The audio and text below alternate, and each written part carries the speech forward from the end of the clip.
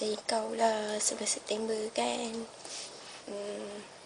Aku nak wish happy birthday yang ke-16.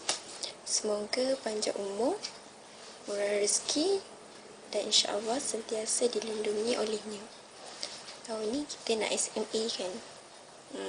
Good luck, dapatkan Mumtaz Sofi, dan insyaAllah kita semua berjaya sama-sama, okay? Naik pentas sama, okay? Kan best. Lepas tu nak cakap pasal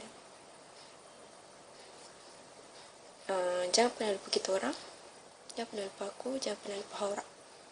Kita orang akan sentiasa sama dengan kau.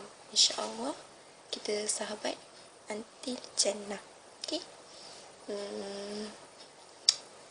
Nak pesan ni, be with someone that can care you with a lot of love. Aku tahu, kau tahu mana yang baik, mana yang bagus untuk kau, kan? Remember, I think it's the right one for you. Aku sayang kau, so aku nak kau bahagia. Itu juga. Okay, itu juga. Ingat, aku rindu kau, aku sayang kau. Selamanya. Bye, Anis. Today's your day, be happy. Bye.